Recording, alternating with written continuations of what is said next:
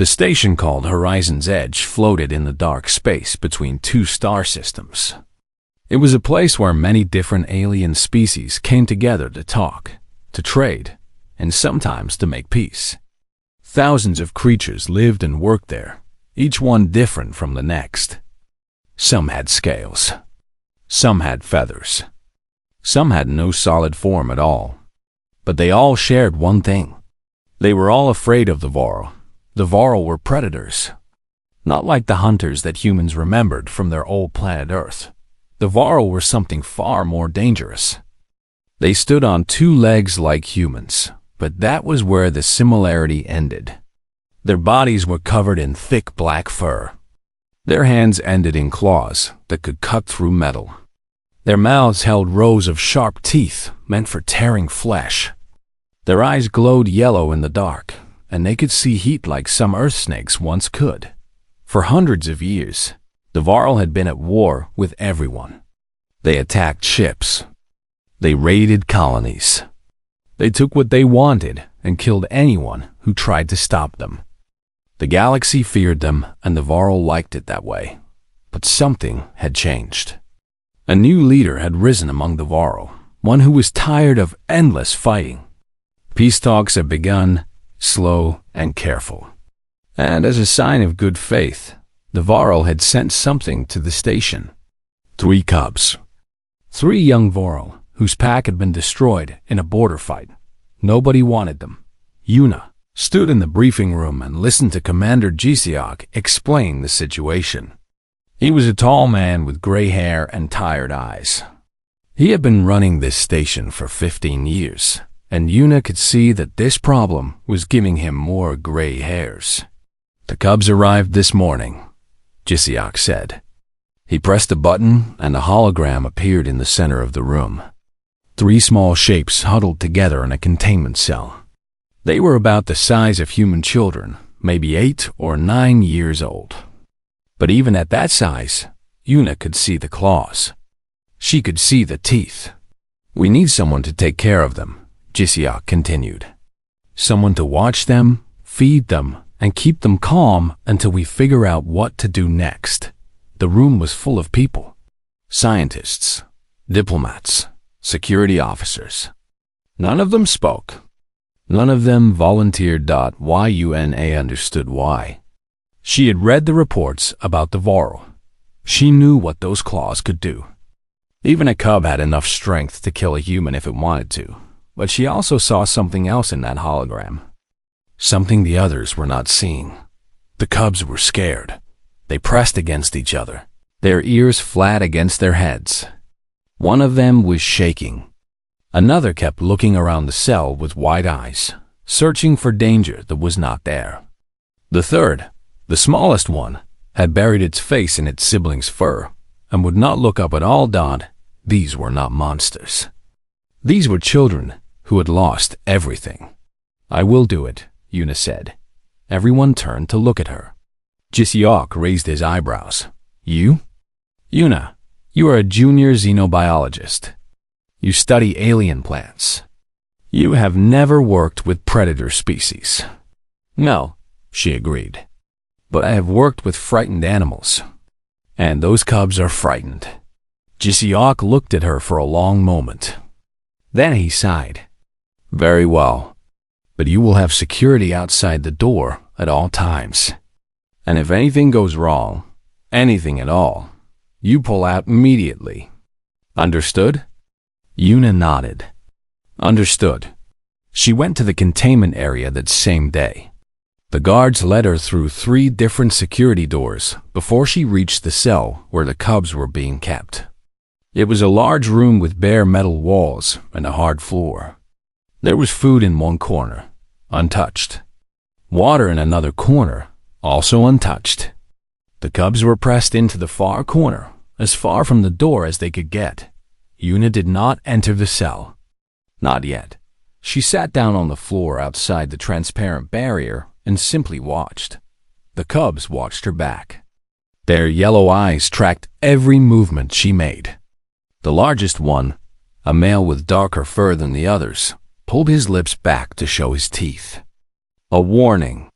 Hello, Yuna said softly. "My name is Yuna. I am not going to hurt you." The cub growled. Yuna did not move. She did not flinch. She just sat there, keeping her body relaxed, keeping her voice calm. "I know you do not understand me," she continued, "but I think you can tell that I am not a threat. I am small. I have no claws. I have no sharp teeth. I am not here to fight you." She stayed there for 3 hours. She did not try to enter. She did not try to feed them. She just sat and let them get used to her presence. By the time she left, the growling had stopped. The cubs were still watching her, but they were no longer showing their teeth. Thought it was a start. The next day, she came back. And the day after that. And the day after that. Each time she sat outside the cell and talked to them in her soft voice. She told them about herself. She told them about Earth, the planet her ancestors came from. She told them about her family, about her dreams, about the stars she had seen. The cubs did not understand the words, but they understood the tone. They understood that this small, soft creature was not trying to hurt them. On the 4th day, Yuna entered the cell for the first time.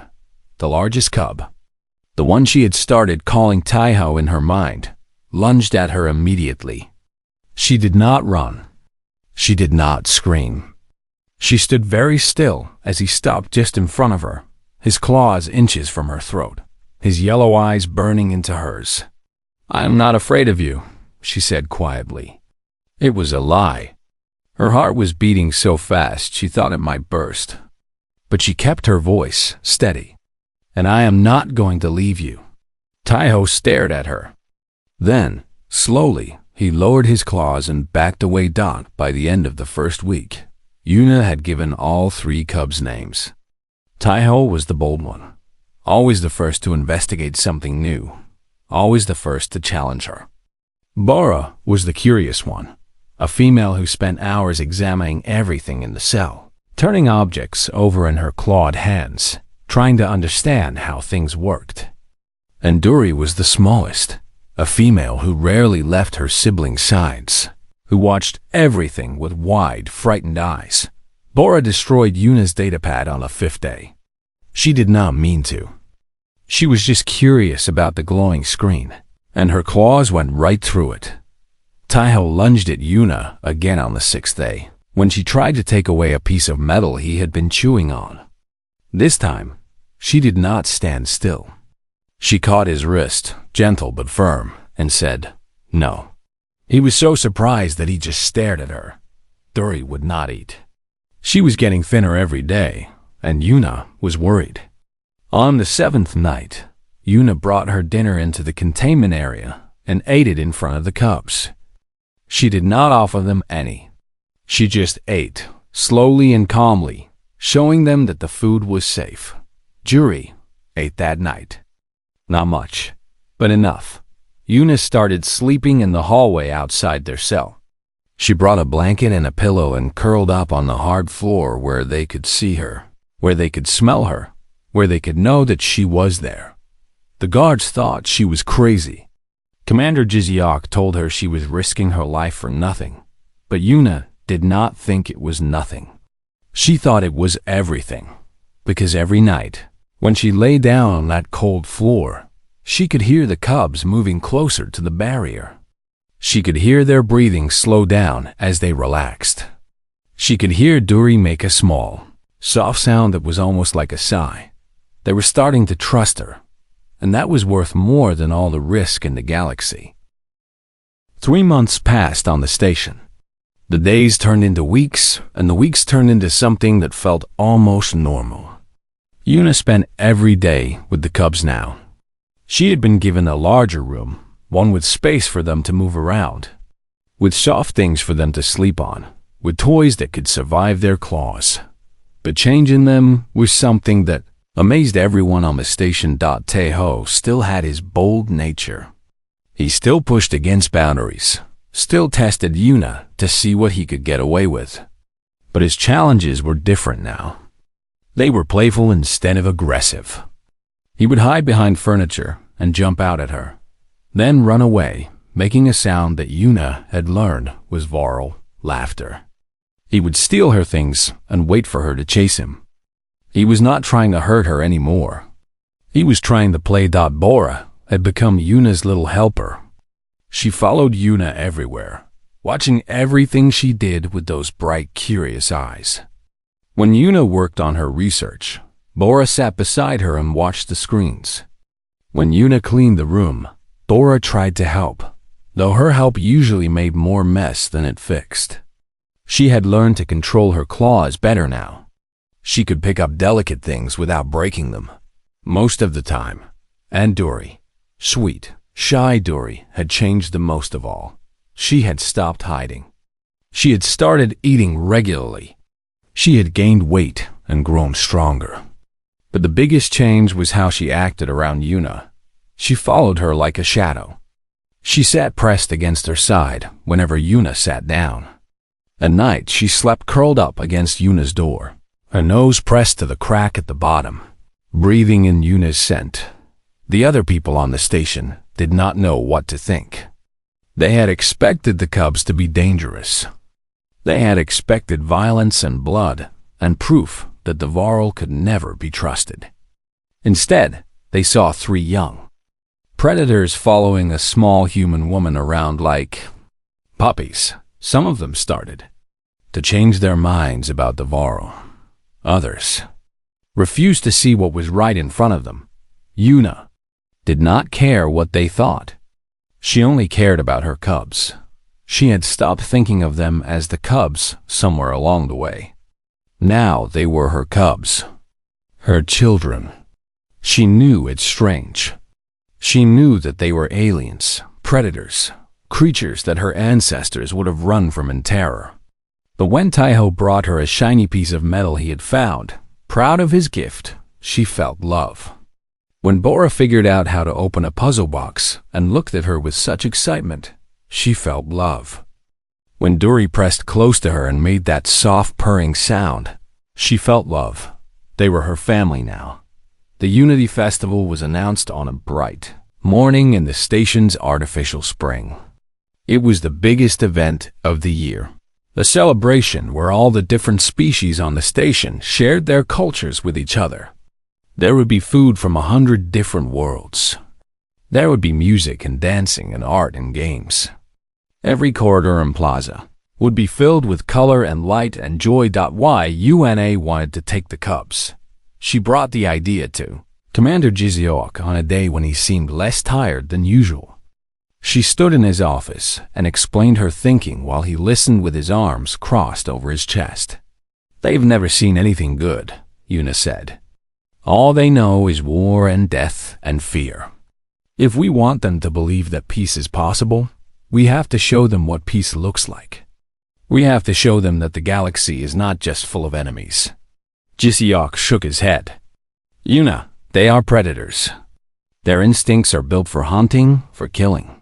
Put them in a crowd of aliens, and those instincts might take over. One wrong move, one loud noise that startles them, and we could have dead bodies on the plaza floor." "They would not do that," Yuna said. "I know them. They are children, not monsters. You have known them for 3 months. Their species has been killing for thousands of years. Their species sent them here as a sign of peace. If we keep them locked in a room forever, what kind of message does that send? That we do not trust them? That we think they are animals that need to be caged?" Jiziok was quiet for a long moment. Yuna could see him thinking, could see him weighing the risks against the rewards. "There would be conditions," he said finally. "Many conditions." Yuna felt hope rise in her chest. "Name them." "Armed guards will follow you at all times. Not close enough to scare the cubs, but close enough to act if something goes wrong." "Fine. The cubs will wear tracking collars. If they leave your side, we will know exactly where they are." Yuna did not like that one as much, but she nodded. "Fine. And if there is any sign of aggression, any sign at all, they go back to their room immediately. No arguments." No second chances. Fine, Yuna said. Anything else? HFY looked at her with something that might have been respect. You really believe in them, do you not? Yes, Yuna said simply. I do. That night, she sat with the cubs in their room and tried to explain what was going to happen. They did not understand most of her words, but they had learned to read her emotions. They could tell she was excited about something. We are going to a festival, she said, using her hands to make shapes in the air. Lots of colors. Lots of sounds. Lots of different creatures. Taiho tilted his head to one side, listening. It will be strange, Yuna continued, and maybe a little scary at first, but I will be with you the whole time. I will not let anything bad happen to you. Bora made a curious sound and moved closer. There will be food, Yuna said, knowing that word at least they would understand. She had been teaching them simple words, and food was one of the first ones they learned. Good food. Different food. Dory's ears perked up slightly. She was always interested in food now. And there will be presents, Yuna said. Pretty things. Fun things. She did not know if they understood that word, but they understood her smile. They understood the warmth in her voice. That night, something happened that had never happened before. As Yuna got ready to leave for her own quarters, Taiho walked up to her and pressed his forehead against her stomach. Just for a moment. Just a brief touch. Then he pulled away and went to his sleeping spot like nothing had happened. But something had happened. Yuna had read about Voral body language. She knew what that gesture meant among their kind. It was a sign of trust. A sign of acceptance. A sign that said, you are part of my pack. She went to her quarters with tears in her eyes. Happy tears. The best kind. The days before the festival passed slowly. Yuna prepared as much as she could.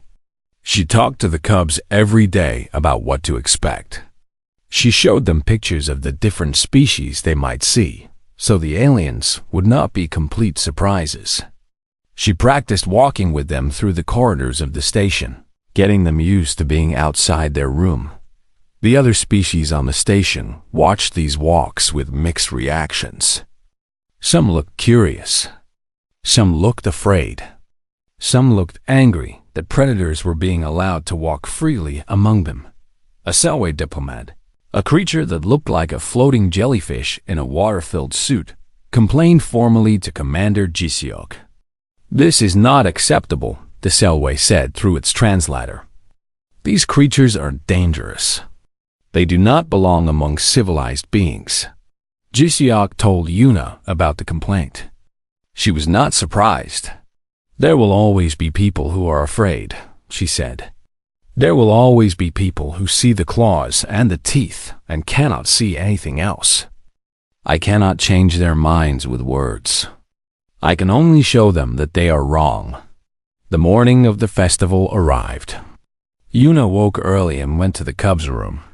They were already awake, restless, sensing that something important was about to happen. She helped them put on the tracking collars. They did not like them, especially Taiho, who growled softly at the device around his neck. But they accepted them because Yuna asked them to. Ready? She asked. Taiho made a sound that might have been agreement. Bora was already at the door. Eager to see what was outside, Duri pressed close to Yuna's side. Nervous but willing. Together, they walked out of the room and into the corridor. The guards fell into step behind them, keeping their distance as ordered. Other people in the corridor stopped to stare. Yuna took a deep breath. Her cubs were beside her. The festival was waiting. Everything was about to change. The central plaza of Horizon's Edge had been transformed. Yuna had seen pictures of the Unity Festival before, but nothing had prepared her for the reality. Colors exploded everywhere she looked. Banners of silk and light hung from the high ceiling. Music floated through the air. strange melodies from a dozen different worlds mixing together into something beautiful. The smell of cooking food drifted from hundreds of booths, each one offering something different, something alien, something wonderful. And there were people. So many people.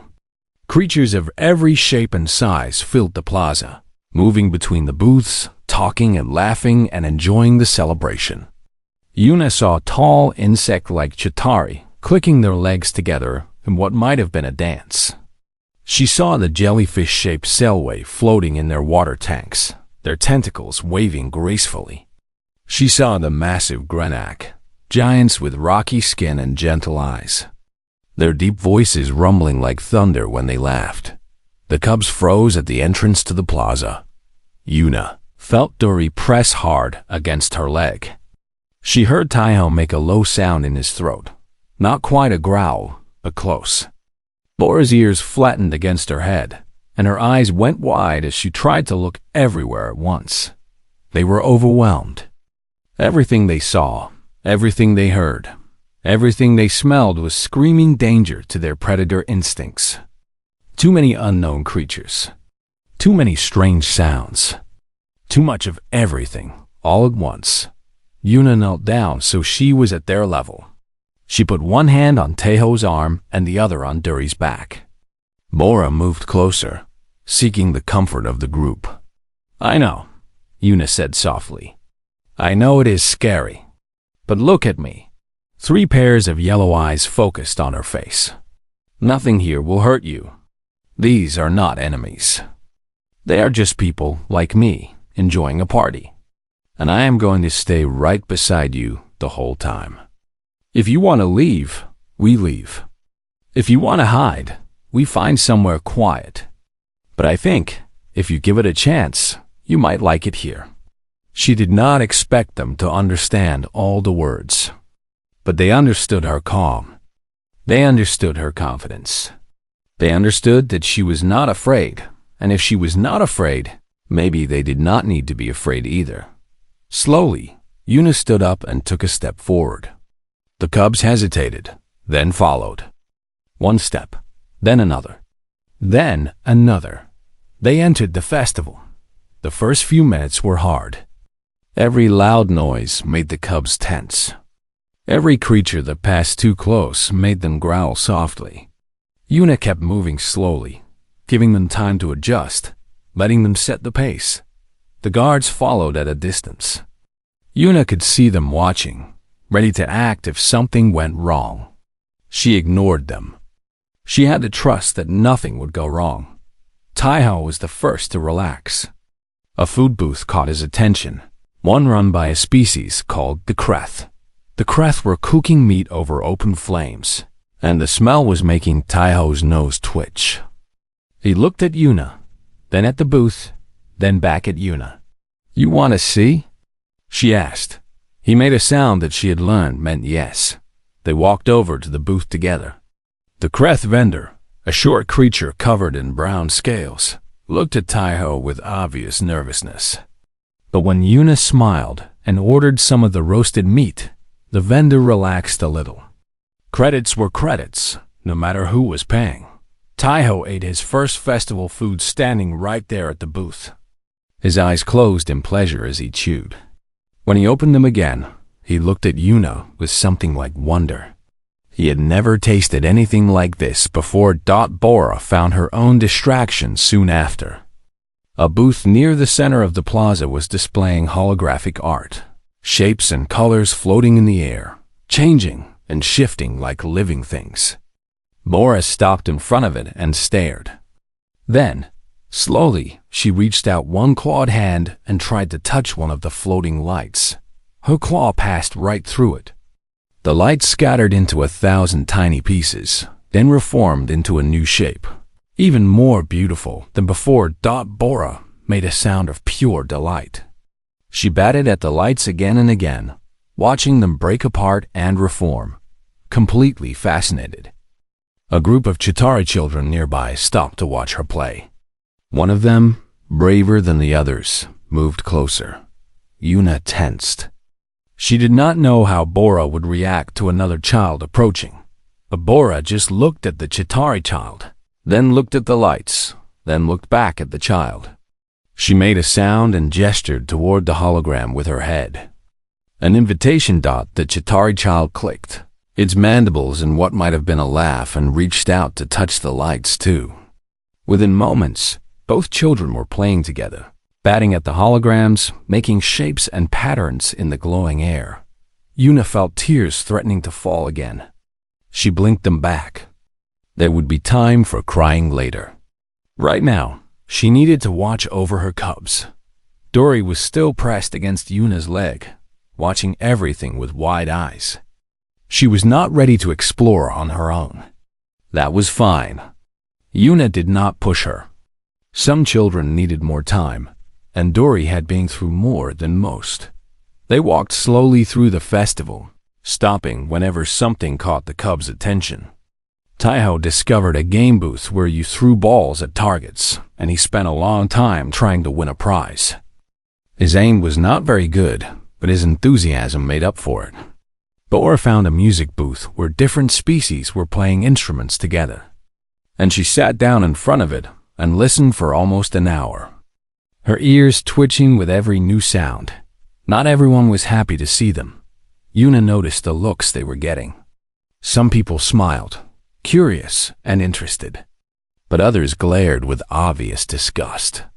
A group of Selway floated past, and she heard one of them say something through its translator about animals and danger. A large Grenak deliberately stepped to the side when they walked past, making a show of getting away from the predators. His friends laughed. A rumbling sound that was not kind. Yuna kept her face calm. She did not respond to the insults. She did not acknowledge the fear and hatred. She just kept walking, kept smiling, kept showing her cubs that they belonged here as much as anyone else. The cubs noticed. They were predators, after all. They could sense hostility better than any other emotion. Taiho's fur bristled when he heard the Selway's comment.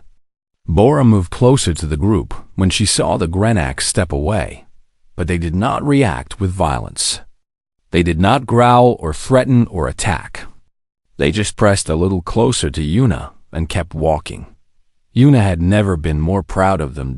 As the day went on, Dory began to come out of her shell a little. She still stayed close to Yuna, but she started looking around more, started showing interest in things they passed. She watched a group of children playing a chase game, her head tilting as she tried to understand the rules. She sniffed at the different foods, though she was too shy to try any yet. She even made a small sound of interest when they passed a booth selling colorful fabrics. "Do you want to look?"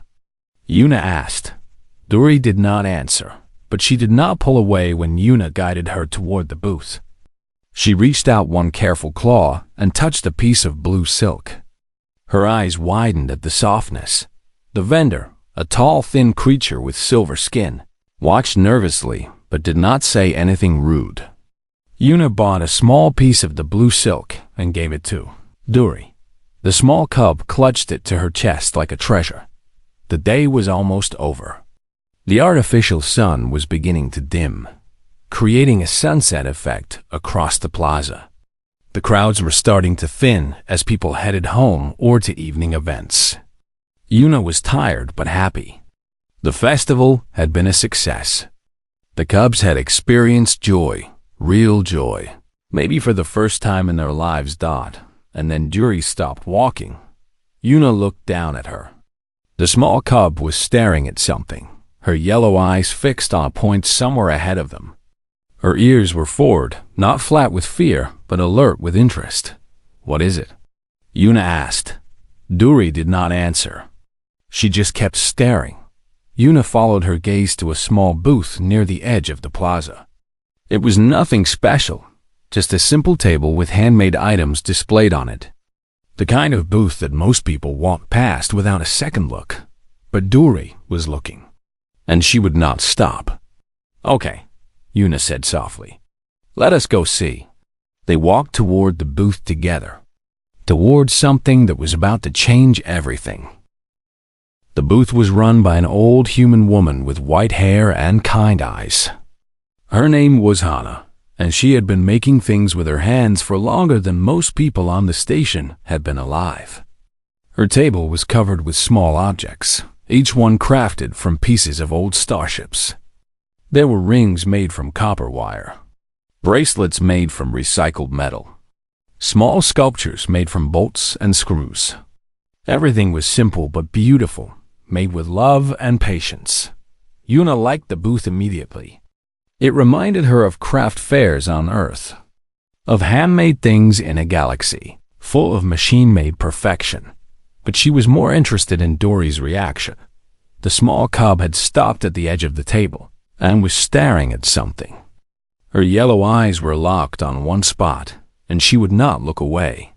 Her body was completely still, like a hunter that had spotted prey, except there was no hunger in her gaze. Only something deeper, something Yuna could not name. "What do you see?" Yuna asked softly. Dory made a small sound and lifted one clawed hand. She was pointing at something on the table. A pendant, hanging from a simple cord. It was shaped like a crescent moon, made from polished copper that had been salvaged from an old freighter. The metal caught the festival lights and glowed with a warm, golden-colored dot. It was a simple thing. Small and plain and probably worth very few credits.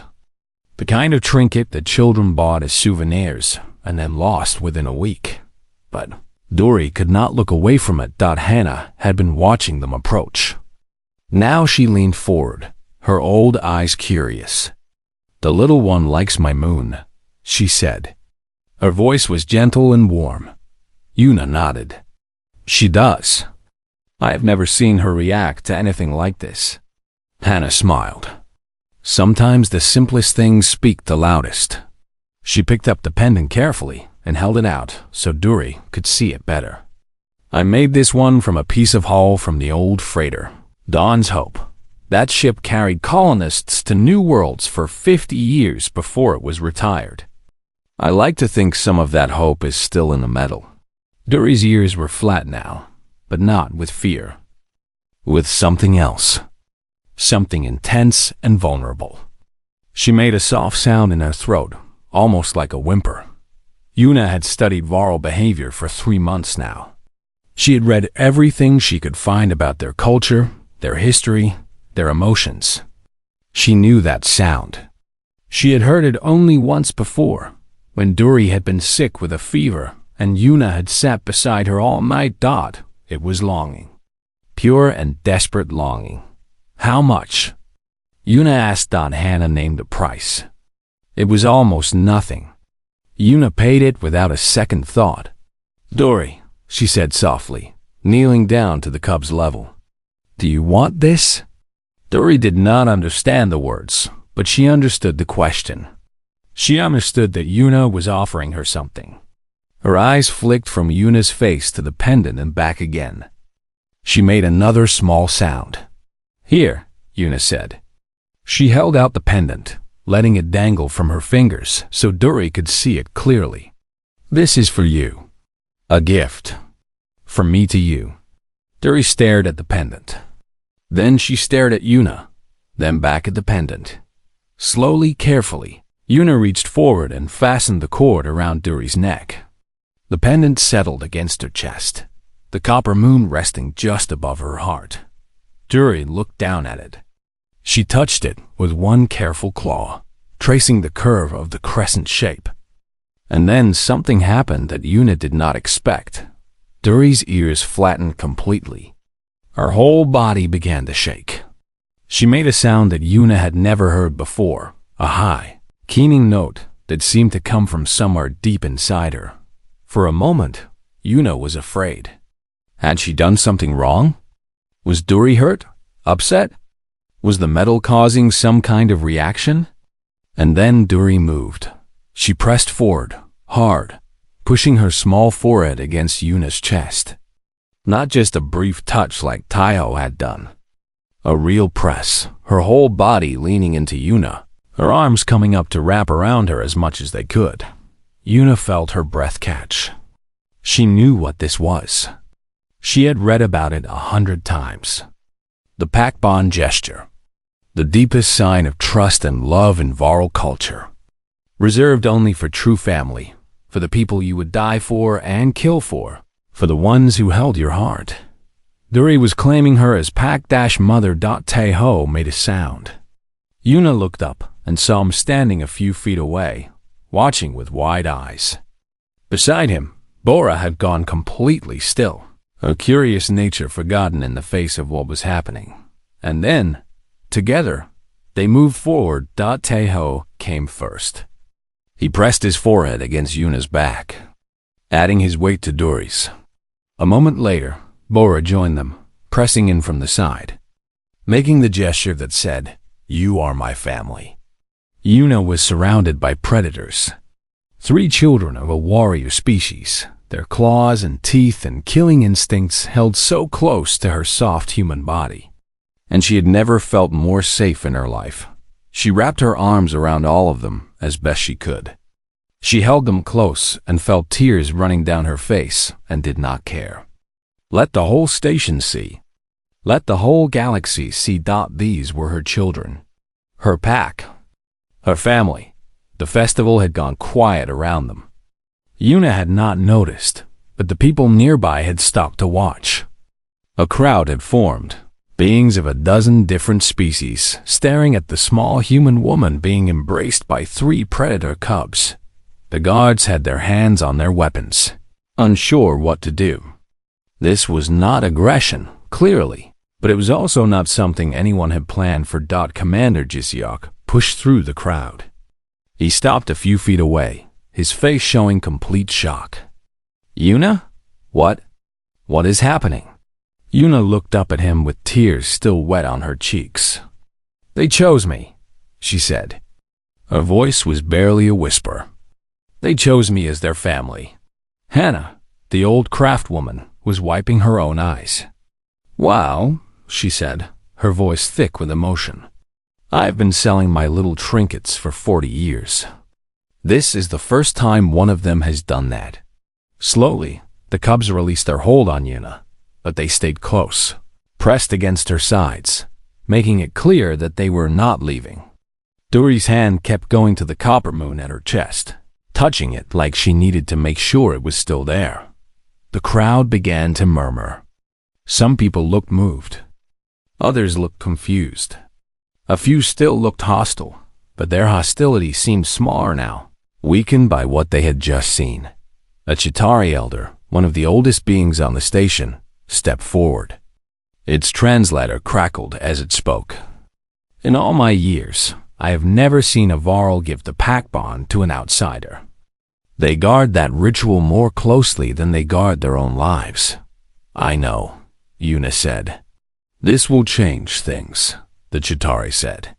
"You understand that, yes? This is not just a personal moment. This is history." Yuna looked down at her cubs. At Taiho, standing tall and protective.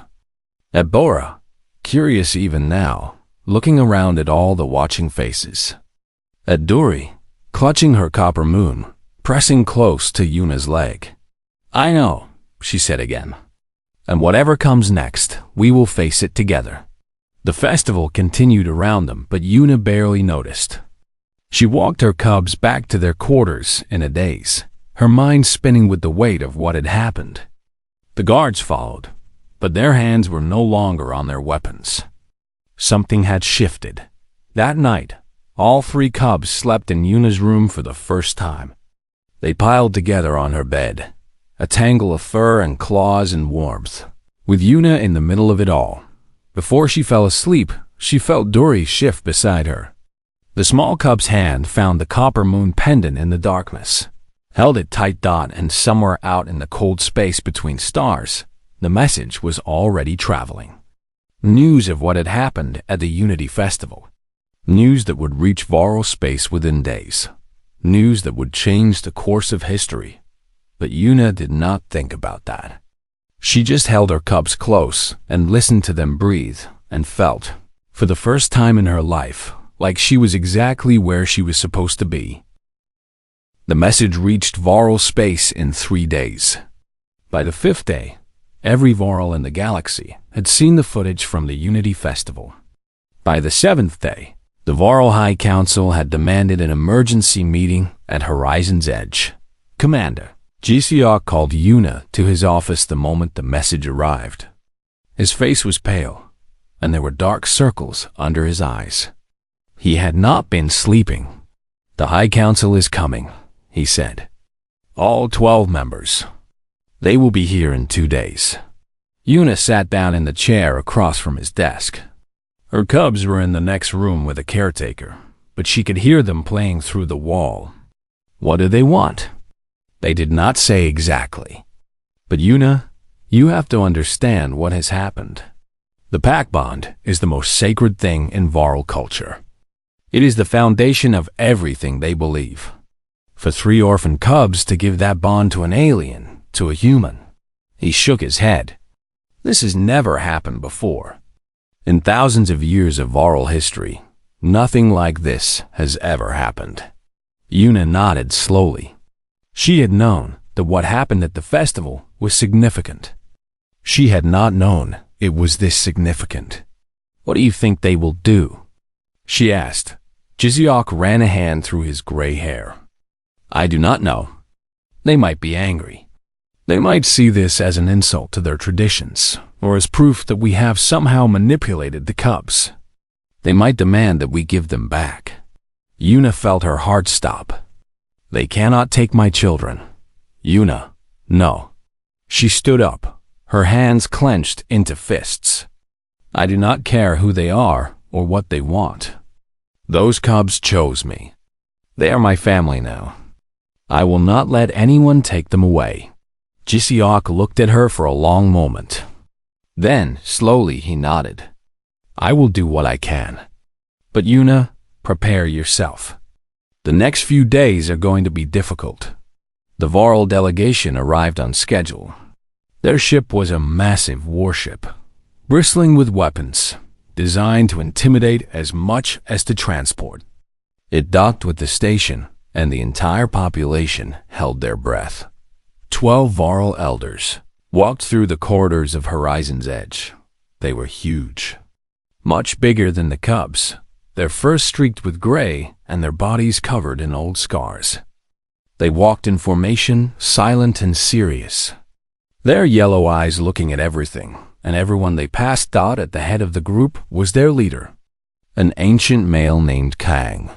He had more scars than any of the others, and his left eye was missing, replaced by a patch of dark metal. He walked with a slight limp, but there was nothing weak about him.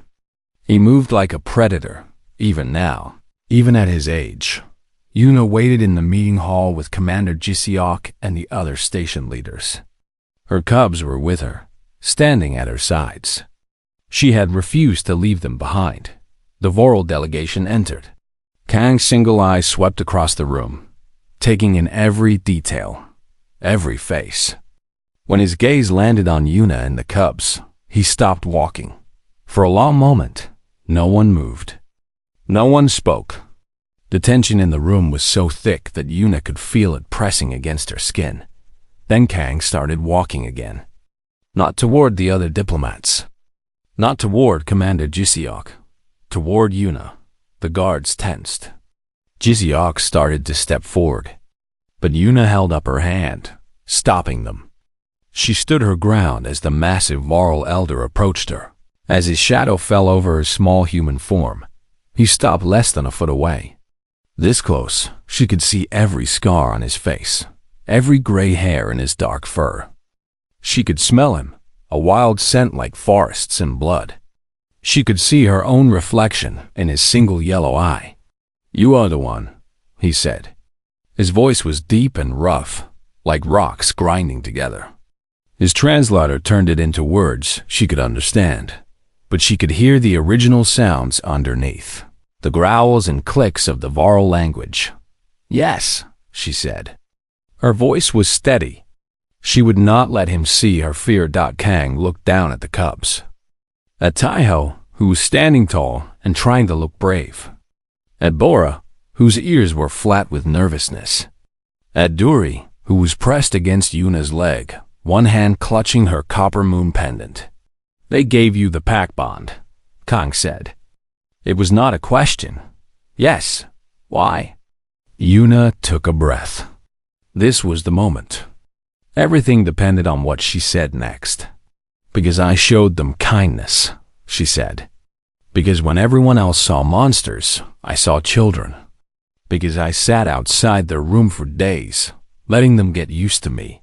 Because I slept on a cold floor so they would feel safe. Because I took them to a festival and bought them treats and let them play. Because I gave a scared little girl a simple gift, and she decided that I was worth trusting." She looked directly into Kang's eye. "I did not manipulate them. I did not trick them. I just loved them. And they loved me back." The room was completely silent. Every being in it was holding their breath, waiting to see what would happen. Kang stared at her. His face was impossible to read. The seconds stretched out like hours. And then, slowly, the ancient warrior began to lower himself to the ground. He bent his scarred legs. He bowed his gray head. He pressed his forehead toward the floor in front of her. A bow. A Voral bow. The deepest sign of respect that one Voral could give to another. Yuna heard gasps from around the room. She heard Commander Jiziok make a choked sound of disbelief. Behind Kang, the other 11 elders were also bowing, following their leader's example. "For generations," Kang said, his forehead still lowered, "we believed that humans were weak. We thought you were soft prey, hiding behind your machines and your numbers because you could not fight on your own. We were wrong." He lifted his head and looked at her again. There were tears in his single eye. "You showed our cubs something that no Voral could show them. You showed them that strength is not only in claws and teeth. You showed them safety. You showed them joy. You showed them love." He paused. "You showed them that peace is possible." He rose to his feet, and the other elders rose with him. "The Voral Confederacy has made many mistakes," Kang continued. "We have started wars. We have taken lives. We have spread fear across the stars. But we are not beyond change. We are not beyond learning." He turned to face the other diplomats, the other species who had gathered to watch. "Today, the Voral Confederacy formally requests a permanent alliance with humanity. Not because humans are strong in war. Not because humans have powerful weapons or many ships. But because humans are strong in ways we never understood. Ways we need to learn." He turned back to Yuna. "And it is our hope that this small human who showed our orphan cubs what family means, will help teach us." The room erupted. People were shouting, crying, embracing each other. Decades of fear and tension, dissolving in a single moment. Jiziok was shaking hands with Voral elders who had been his enemies just days before. Diplomats who had never spoken to each other were suddenly planning joint ventures and cultural exchanges. But Yuna barely noticed any of it. She was too busy being tackled by 3 very excited cubs who did not understand politics but definitely understood that their pack mother had just made everyone very happy. Teho was making that laughing sound she loved. Bora was talking rapidly in her own language, her words tumbling over each other in excitement. Duri was clinging to her, pressing her face against Yuna's chest, her copper moon pendant caught between them. "I am proud of you," Yuna whispered to them. "All of you. You were so brave."